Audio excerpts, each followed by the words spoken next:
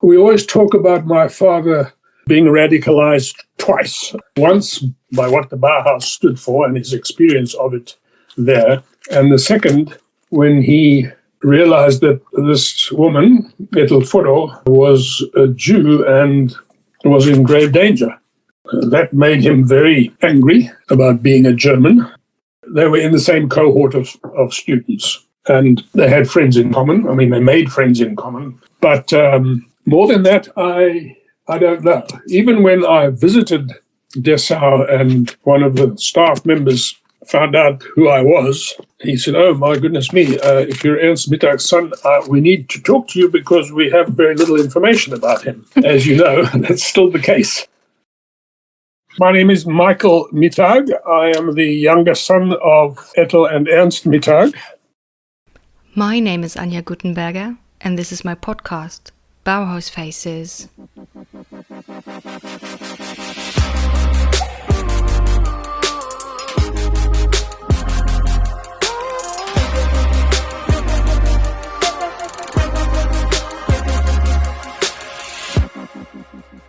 Welcome to a new episode of Bauhaus Faces. I'm Anja, your host.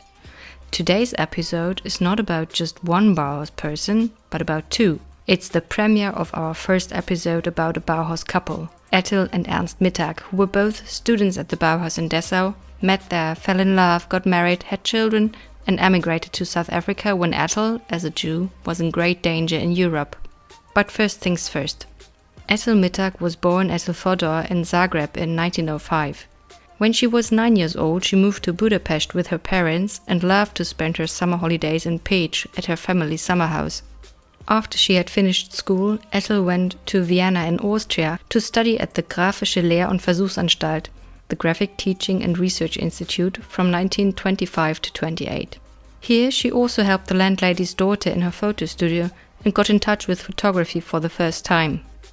About her time at the Bauhaus from 1928 to 1930, Etel later wrote in her autobiography, "This was a new world for me. Everything was completely different from what I knew. Nothing was taken for granted. Everything had to be discussed, examined anew from different angles. There was almost absolute freedom from prejudice. Of course, I was completely bewildered and intimidated." Etel studied at the advertising department and then, when founded in 1929 at the photo class, she became prolific in it and could earn a living with it for some time. At a demonstration on the International Women's Day, Etel met two rough-looking fellows, as she stated in her autobiography, who had arrived at the Bauhaus via the river Elbe by boat. One of them was Ernst Mittag. He was from Riesa and had studied in Dresden before coming to the Bauhaus to study architecture and carpentry. The two of them became involved in the communist movement, holding clandestine political meetings in their kitchen in a workers' housing estate in Ziebigk, a suburb of Dessau, and publishing a communist paper in Berlin after leaving the Bauhaus. Even in South Africa, they felt most comfortable with the members of a left book club. While Etel wrote her autobiography with the title Not an Unusual Life for the Time and the Place for her grandchildren in 1979, and it was published by the Bauhaus Archive a few years ago, and it is a superb read to empathize her different stages of life. Not much is known about Ernst Mittag, though. Until today. Because in this podcast, their younger son, Michael Mittag, tries to remember as much as possible about both of his parents by remembering conversations with them, by looking at old papers of them, and by talking about their work and projects. So, let's dive into the very first double episode of Bauhaus Faces and shine a light on Etel and Ernst Mittag. My mother was born December 28th. 1905.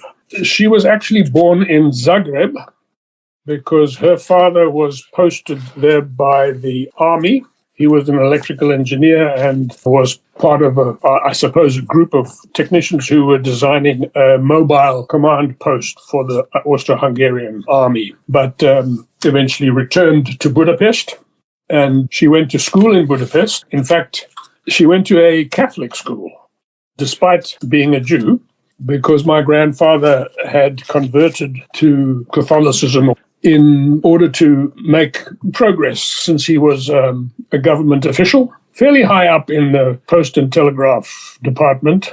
And there was quite a lot of anti-Semitism in the 1880s and before. So that is the reason he converted. So it was a bit strange for my mother to go to a Catholic school, but she did quite well there, and I think she enjoyed it.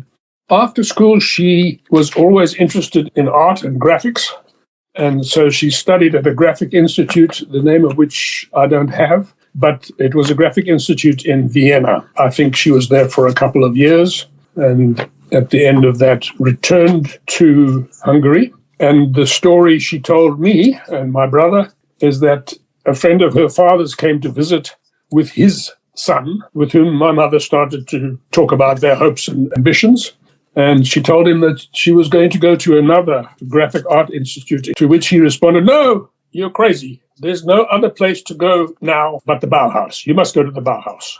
To make a long story short, she persuaded her parents, who weren't that keen, because I think they knew a bit already about the Bauhaus. But in the end, they agreed. And she went to the Bauhaus, I'm not sure of the exact year, probably 1928. And her intent was to study graphic art and photography. And I think she had quite a battle, because at that time, women students were sort of steered in the direction of weaving, but she didn't want to do that. And eventually she did manage to persuade them that she could study photography and graphic art. She is a very small but very tough. Only 5'2" at that time. The other thing that she and her female co-students tried to fight for was that women could get a diploma as well, which they didn't succeed in. At that time, only men were afforded diplomas at the Bauhaus. No, women didn't receive them at that time, and it rankled with her. I don't know even if women got some kind of record of their study there. But nevertheless, that is where she met my father. They became close friends and eventually lovers. Eventually they were married, but they weren't married in Dessau. They were married in 1930 in Berlin, by which time the Bauhaus had moved to Berlin. As you probably know, it's quite difficult to get information about what my father did. So there's not a lot that is in the archive. He was born in Riesa, April 4th, 1906. I think it's between Meissen and Dresden, a small town, which I have visited once, a very conservative family. He would have been a good conscript for the German army because he wasn't Jewish. He was very keen on woodworking and boat building. He built himself a yacht in the backyard of his parents' house in Riesa. He did attend a yachting school, and I think he stayed and lived in or near Riesa until he went to the Bauhaus. When they were in the Bauhaus, of course, they were close. The joke they used to tell us is that since my mother was a night owl and my father was a day person, they only met for many weeks at a time. They only met in the shower. One of them showering before going to bed and one of them showering before going to work. But I don't know what persuaded my father or how he came to the decision to go to the Bauhaus, other than his interest in construction and design and woodworking and furniture design. Those are probably the reasons he chose to try. He also qualified as a cabinet maker, because I think if you wanted to be an architect at the time, you had also to be qualified in some other related to construction. It came in very useful later in life, because he built another yacht in his backyard in South Africa, and he did all the woodwork and everything inside, which is quite complicated in a yacht because nothing is straight. So it's all hand-fitted. He designed and made furniture for our house. One of them is a table that I still have here, which can be expanded by folding out the middle section.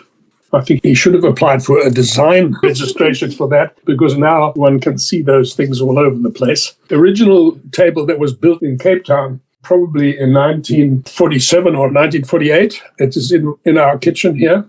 And so it's 70-some years old, I guess, and still used every day. And there was other furniture that he designed, sideboards and things like that, which I can remember in my childhood until I was in my 20s. They were part of our whatever home we were living in. His diploma is for, obviously, architecture. It was signed in October of 1932. It's very faded because I made a very high-quality scan of it, and then I gave the original to my brother. It's Bauhaus Dessau Hochschule für Gestaltung.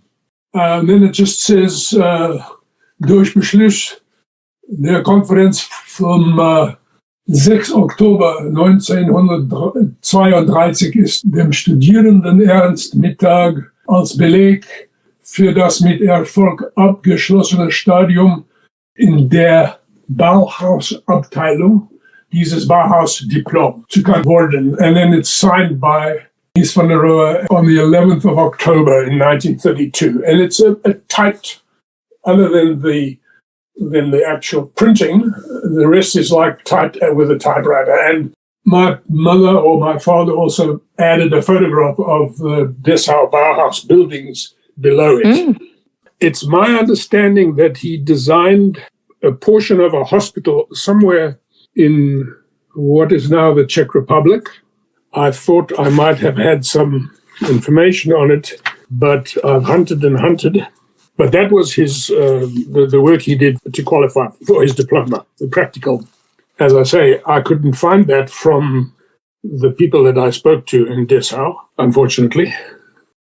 And then in Berlin, he went to work for quite a few different people. Fred Forbart was one of them, but he also worked for a company called Standard Möbel in Fürstendamm somewhere. And I guess he was designing furniture there. Beosina Zementfabriks und was noch. He worked for another architect called Dietrich und Liebsch, and that was until 1937.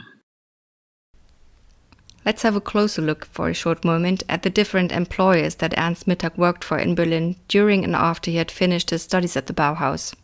Fred Forbart was a Jewish-Hungarian architect from Page. In the early years of the Bauhaus in Weimar, he taught there and worked with Walter Gropius on different projects. In his work reference from Forbart, Ernst Mittag is described as having worked there for the past 2 years and as having played an active role in the construction of the Siemensstadt housing estate in Berlin-Haselhorst, in particular in the preparation of the detailed drawings and supervision of the execution. It is dated 15th of May 1931. Another work reference is dated November 1932, certifying Ernst Mittag's involvement in the project planning of a brick factory for the Beoziner Zementfabrik AG for the past 4 months. In 1933 then, Mittag worked for Standardmöbel in Berlin, a company founded in 1926-27 by the Hungarian designers and architects Marcel Breuer and Kalman Lengyel to produce and sell tubular steel furniture. Breuer was then still young master of the Bauhaus carpentry, and while Gropius was counting on Breuer's clean and high-fashion furniture to become a bestseller for the Bauhaus GmbH, the Bauhaus company, Breuer went behind his back and planned otherwise.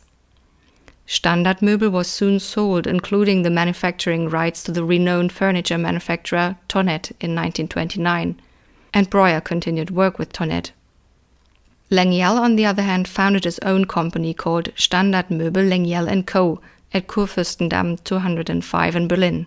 This is the company that Ernst Mittag worked for from 1st of February until 31st of May 1933, as stated in his work reference. It also says that Mittag realized designs and furniture.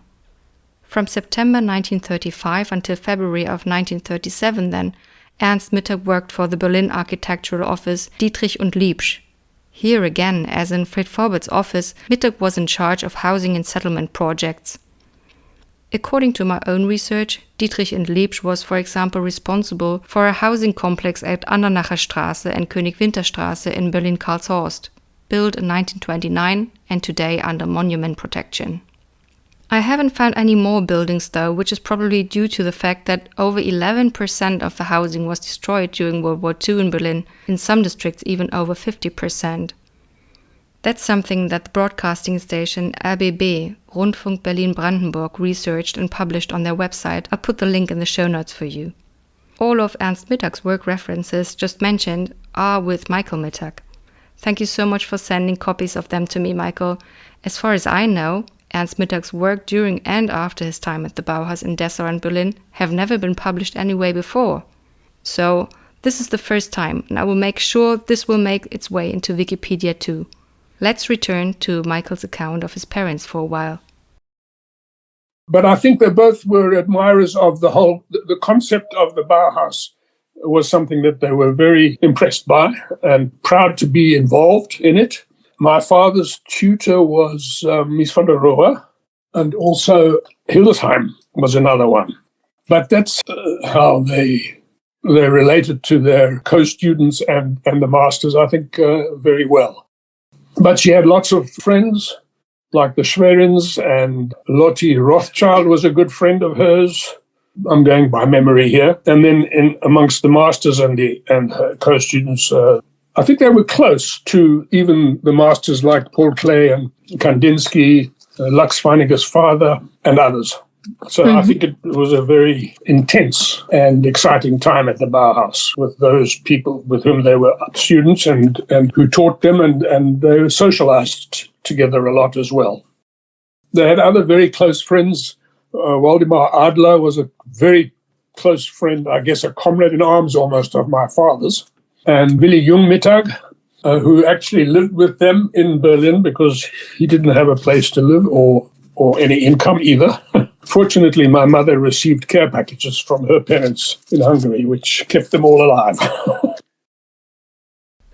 Before turning away from the Mittag's time at the Bauhaus, I would like to talk a little about Etel's studies and work there. After studying in the preliminary course with Joseph Albers in 1928 to 29, Etel was faced with the decision to choose one of the departments at the Bauhaus. Of course, it was mostly advised to women to go into weaving, but although Etel was always interested in weaving itself, she was not interested in joining an all-women's class at all. So she chose the printing and advertising workshop, as she had already studied graphics in Vienna. Here, she was the only woman in the workshop, and once she had shown the master that she knew what she was doing, and when she obtained an order for a book design, she was allowed to do the tricky layouts. In 1929, finally, a photo class was set up, led by the Berlin photographer Walter Peter Hans. Etel joined and now had a perfect combination of graphics and photography that was so in demand for all the illustrated papers that started popping up in the 1920s. Etel's photos from her time at the photo class are deeply influenced by her teacher Peter Hans regarding the precision and perfection of the still life scenes and executed prints. There is the photo of seemingly arbitrarily placed ruffled curtain fabrics, but then you see the company's tag visibly placed right in the middle of the photo. This photo was the winner of a competition for Idan Tränenfarben. You can see this photo and all the others that I will be talking about online. I will put links for you in the show notes. My favorite photo is the study of a toy pistol shooting 3 sugar cubes towards a glass filled with water and blank cartridge paper coming from the pistol in loops. All of this is shot from above and put into a diagonal pointing from the right lower corner into the upper left corner. And then there are Etel's portraits of friends. For me, they are on the next level compared to other photos by Bauhaus students. They radiate a calmness and create a universe of their own. One of the portraits is of Ricarda Schwerin, who, as a Jew, emigrated to Israel with her husband Heinz and was really good friends with the Mittags. Taken from below, Etel captured Ricarda in a moment of introversion. She looks into the right lower corner of the photo, and a fluffy lock of her otherwise short haircut falls down in waves. You can also see parts of Ricarda Schwerin's top, jacket with flowers on it, with thin straps. Another portrait shows the Bauhaus student, later architect and fellow communist, Isaac Butko. The focus is on his boyish face with soft lips and his eyes absently gazing into the distance, into the upper right corner of the photo. His fashionable turtleneck shirt with a button and his coat are still visible. Once again, Etel composed a portrait that shows a world of its own, capturing the beauty and pensiveness of a young Bauhausler. She took those photos with her own Rolleiflex 6x6 camera. She was fascinated by avant-garde photographers like André Kertész and her Bauhaus friend Lux Feiniger, who painted their kitchen in Dessau with an underwater scene and a barrel with the word whiskey around the water tap. In her autobiography, Etel Mittag wrote that she kept taking photographs after her studies at the Bauhaus and could earn a living from it. In Berlin, she took photos for election reports, among others of the German left-wing politician Ernst Thälmann, and worked for the photo studio Foto Jacobi on Kurfürstendamm 216, run by the sisters Lotte and Ruth Jacobi.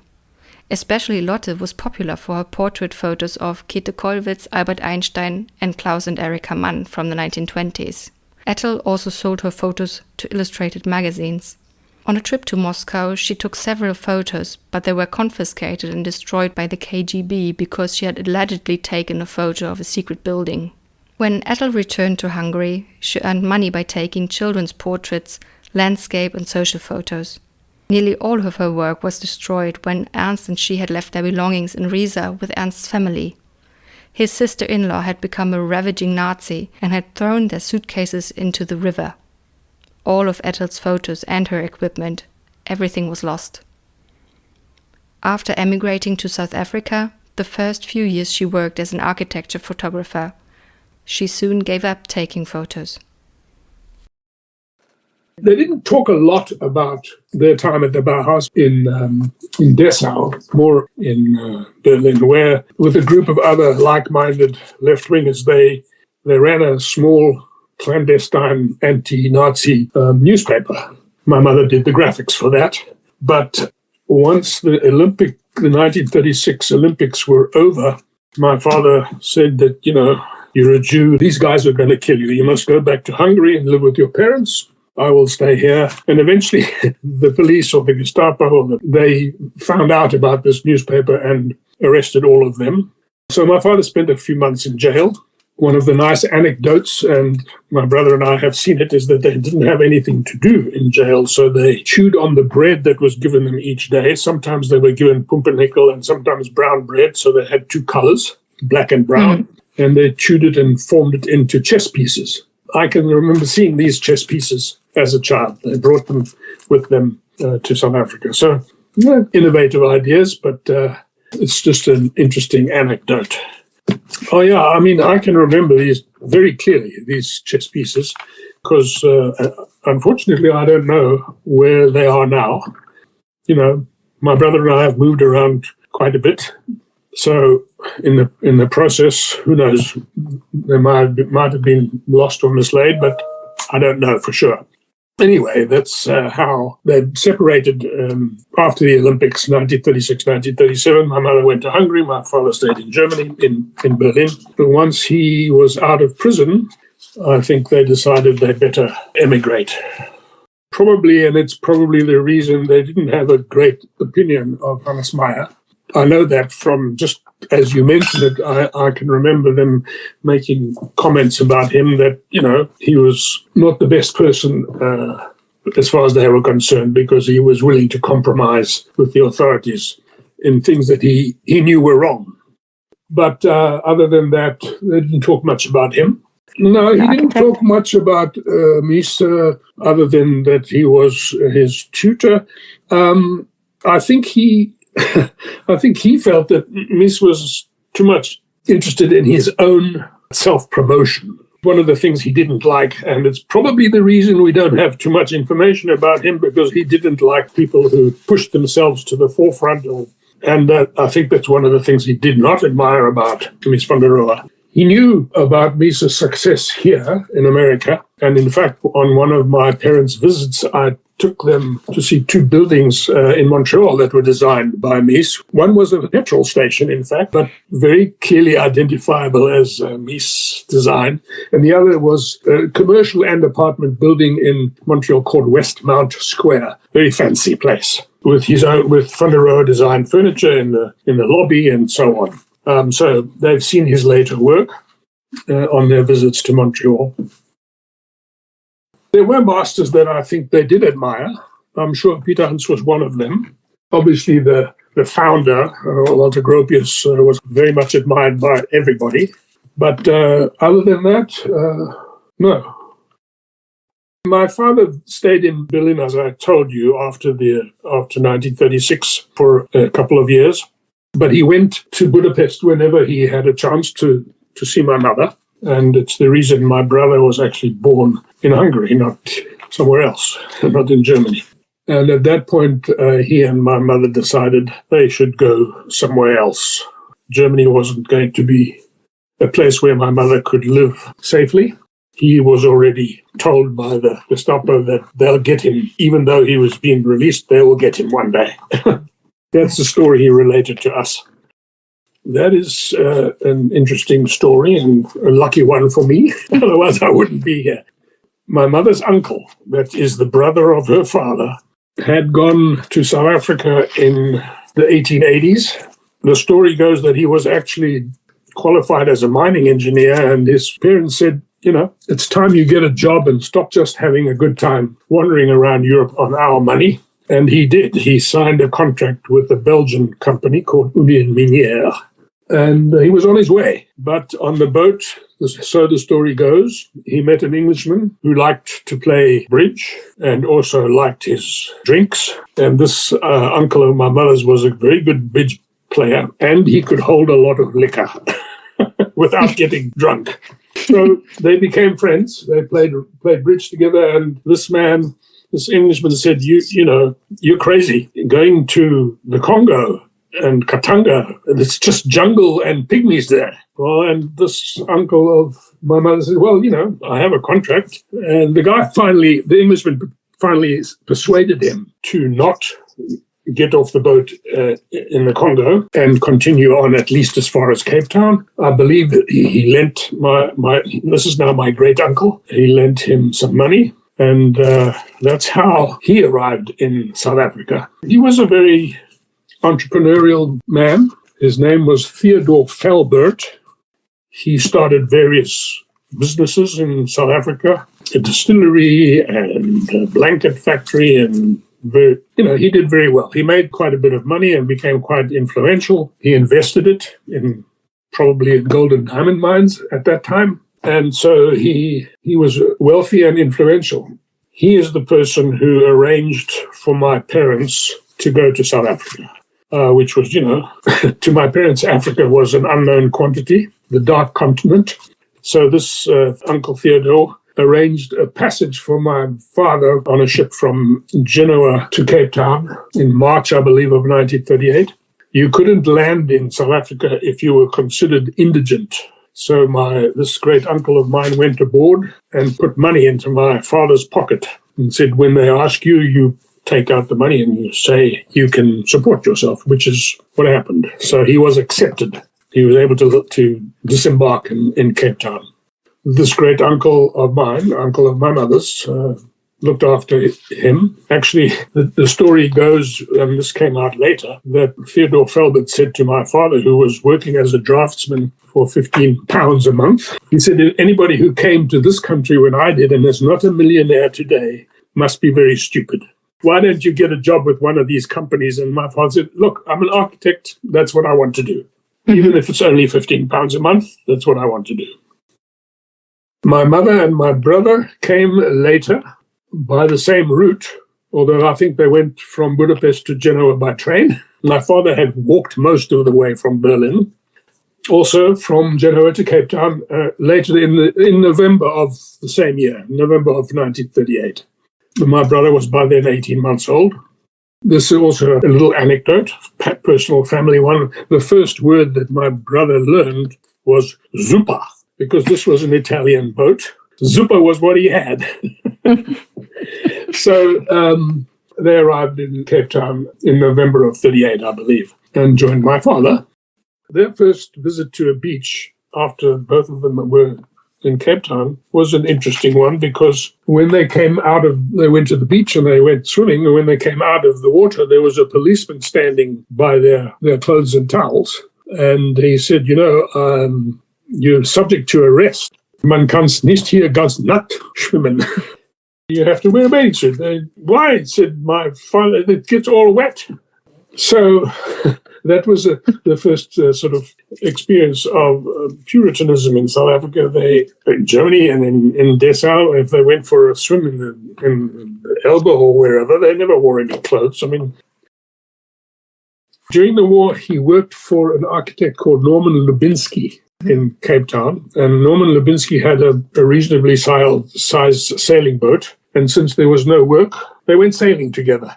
instead of being architects. And I think Lubinsky was quite generous. He nevertheless paid my father's salary, but my father was a skilled sailor, so he enjoyed that. Sailing instead of designing. My father continued to practice as an architect, as a solo practitioner for his entire professional career in South Africa. He didn't want to employ people, although he had to from time to time when he had very large projects that he needed a draftsman. But normally he was on his own. And he practiced until he was probably 80, late 70s, early 80s. And he had one or two very important clients. In fact, one became crucial because it was, I don't know if in Germany, if you ever come across an apple juice called appetizer. My father designed the first factory that made appetizer because he was the architect for the owner of that farm and that business, a man called Edward Lombardi, who had very little formal education, but he had one outstanding skill, which is his ability to choose people who knew what they were doing. And he chose my father. E.J. Lombardi also had a ceramic refractories business. They made bricks, and my father did some design work for them too. But appetizer factory was designed by my father. I think it was the first time in South Africa that glass fiber and epoxy was used for the entire inner lining of a building or a room, because appetizer has to be made in a bacteria-free environment. So he decided to do it this way because you could avoid all sharp corners. Every corner was rounded. So it was very easy to keep clean, and it was subsequently expanded quite a lot. It was a very successful product for appetizer. I don't know, not many people know that my father was the person who designed the factory. He was sent by E.J. Lombardi to Switzerland to study how these juices are made. There are no preservatives. It's just apple juice with some corrected trace elements that are necessary and slight aeration. That's the story. And it's a very refreshing drink, and that's all I will say about appetizer. I used to drink a lot of it. He was a very versatile architect, I think, because apart from residential, he designed houses for a few people. He designed all the buildings and all the houses for this farm, Thwaite Farm, in about 40 miles from Cape Town. He designed a village, a small village for workers, a clinic, and a children's creche for the workers on this farm. And he designed a couple of houses, one for the son, and then the redesign and expansion of the original thatched roof old farmhouse that was there when Lombardi arrived in South Africa in 1930, I believe. He designed a printing press. He designed a candle factory, a doll factory. And later on, Mr. Lombardi became quite a devout Anglican man. He was very religious, and he wanted a church on his farm, and he asked my father to design it. And so he went to a retreat for priests for a couple of days and stayed there to figure out what do they do every day. And he designed a really lovely little church on Applethwaite. I can remember as a child, the pastor was the retired Bishop of St. Helena. The best story of all is that the church was consecrated by the Archbishop of Cape Town, at that point Archbishop Just de Blanc, who was opposed to the apartheid government. But at the consecration ceremony, Mr. Lombardi introduced my father as follows: Your Grace, meet Ernst Mittag, the architect and atheist. So he had a sense of humor. I spent a lot of my childhood on that farm, because I went with my father sometimes, but I also became very friendly with the son of the owner. I went to nursery school with him, in fact. So in the early days, my father didn't get work always as an architect, but since he knew how to survey, he got a job to survey a railway spur line to connect the main line to a large cement factory, among other things. He also designed furniture for some of his clients, not only the buildings. He didn't compromise much. He said to every client, I will design, but I will also supervise. Supervision, you get paid a little extra. And if the client didn't like that idea, he said, well, find another architect. He was adamant about supervising his own designs. And he was adamant about quality building. I mean, there's some lovely anecdotes, one of which is he designed a house for an owner, one of the directors of a very large construction company. But this was for the owner. And it happened to have a curved brick facing of the chimney that stuck up above the roof line. And it was supposed to be part of a circle, but it had a flat spot. And I was with him, actually. He told the foreman, you must rebuild that. That's not the way it's designed. And the guy refused. So my father said, look, even my 12-year-old or 9-year-old son can see it's not right. No, it's fine, said the builder. He climbed up on the roof and he kicked it down. And it caused a terrible row with the owners of the company that was doing the building. But he said, look, you asked me to design something, you build it the way I designed it. Otherwise, why ask me to do it? He stuck to his principles throughout his life. And something that I've come to realize in later life was that he was at least 50 years ahead of his time when it came to conservation and the effects of capitalism on our environment. And he made sure that my brother and I would read The Silent Spring. I remember another book by Vance Packard called The Waste Makers, which was largely about the wastage that goes into packaging. So he made sure that we understood that you can't just consume, you must also conserve. Oh yeah, every day now when I think back, I realize how far ahead of his contemporaries he was. So yes, a little visionary in a way, but a visionary who kept his light under a bushel. No, he adapted to the South African topography and climate. I think some of the homes that he designed, you could see the Bauhaus influence. But among the things that he insisted, he always surveyed the building site himself. In other words, he drew the topography of the building site. In fact, my brother and I often had to hold the staff while he did the survey, looking through his theodolite and, tramping through the bush up and down hills with the staff was our job. So he insisted on that. He wanted his buildings to fit into the landscape and not be stuck on top of the land. They must be integrated with the topography. Not exactly cubist, but very straight lines. Of course, in that part of the world, they must face north. Rather than in the northern hemisphere, you want to face south. And the house that he built for himself at our farm had this very long overhang on the north side, so that when the sun was low in the winter, you got sunlight, but when it was high in summer, it was shaded.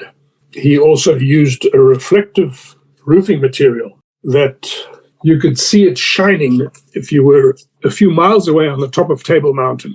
Because, it can get hot, so he wanted heat reflected in summer. Yeah, he had his own style, unless he was asked to renovate or rebuild an older building, which, once again, he was asked to do on the Appetizer farm. It was an old house, and one of the other anecdotes is that when he was asked to redesign it or rebuild it and modify it in a certain way, there was a refectory table inside the house, which had been built inside the house, and the owner wanted to keep it. And so they designed a whole structure that they built around this table to protect it in its original state and position while all the building went on around it. It's one of the things that he did, and I can remember as a child. Well, that is a sad state of affairs because, for whatever reason, my mother didn't preserve them. And I think since every design had to be submitted to the city for approval, that somewhere in the city's archive, we probably would be able to find, but we haven't figured out how, find these designs. But given the state of affairs of the South African administration at the moment, it might be quite difficult. You asked about whether he was involved with the communist cell in Dessau and later on in Berlin. The answer was yes, but when he arrived in South Africa, they very soon realized that they had jumped from frying pan back into the fire, as he put it, because Black South Africans were not even almost recognized as human beings. And it was a terrible shock for them. And the only opposition to the Nationalist Party was the South African Communist Party, in which they were both active. And they paid dearly for it. He wasn't allowed to leave South Africa for a period of at least a stretch of 16 years, he was never given permission to leave and return. It's Mr. Lombardi who persuaded the authorities to let him go to Switzerland to study appetizer process, but they were listed as communists under the Suppression of Communism Act of South Africa, which was a catch-all. They could declare anybody they didn't like. The consequences were sometimes you were restricted to live in the magisterial district that you lived in and not leave it. If you left it, you were arrested. And being listed was a deterrent in a way. Obviously, the South African Communist Party was also banned at that point, as were a few other organizations, one or two of which one in particular I worked for, which was the South African Defence and Aid Fund. But let's not talk about me, we're talking about my parents. My mother did work as a professional photographer. She did some architectural photography for a photography studio. During the war, the military, I guess, employed people who had foreign language skills because they but they read all the correspondence that went between South Africa and its soldiers and others. And so she was the one who translated the Hungarian letters for the authorities. She did it because she needed a job. She said she didn't really like it because it was, looking into people's private business. But it was a job. And then I guess I showed up, and now she had 2 children to look after. So she didn't practice for very long as a professional photographer. She worked with Walter Stadecker, who had a photographic business, and she worked for him for a while. But other than that, until we got, we'll come to perhaps the most important thing about their lives in South Africa, at least as far as I'm concerned, which was in 1947, they bought a piece of land, maybe 14 acres of land, which was rough and ready. It had been overrun with an invasive tree from Australia called a wattle tree. A lot of my childhood weekends and their weekends were spent clearing and preparing this land to be a farm. My father worked at his architectural practice from Monday to Friday and worked on the farm Saturday and Sunday. So 7 days a week. We also worked on the farm, getting it ready. Eventually, it was a farm to grow grapes, but not for wine, grapes for eating, what's called table grapes. Before they planted all the vines and so on, they went to an agricultural college for a couple of weeks to learn viticulture, because they knew nothing about that. So farming was a whole new profession for them in a way. They were always ready to learn something new. There were some 8,000 vines which had to be grafted onto a rootstock that's resistant to certain diseases, which we all did together. 8,000 grafts and 8,000 plantings, and then later on 8,000 prunings every year. So it was work, but we loved it, and they loved it. And I'm certain they did it for my brother and me. I think they understood that in South Africa, at least, understanding the land, what is supported by the land and what the land supports was important.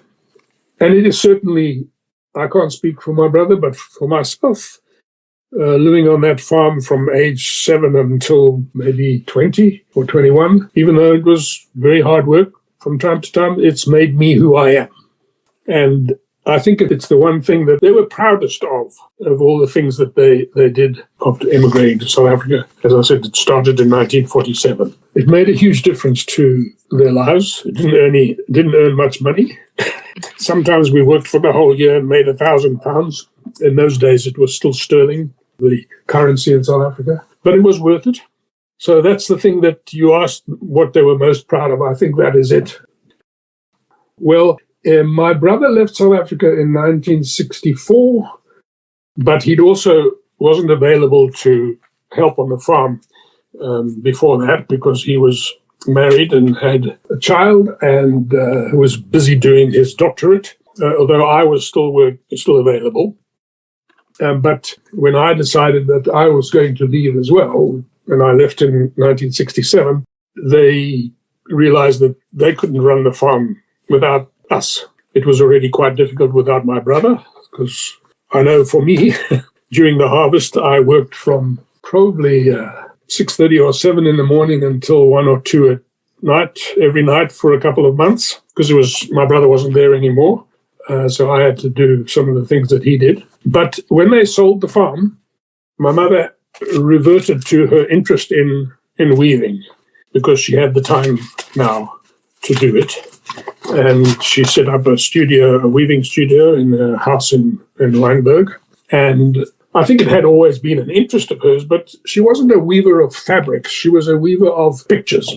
She got better and better at it. Finally, people started to see her work. She had a couple of solo exhibitions in Cape Town.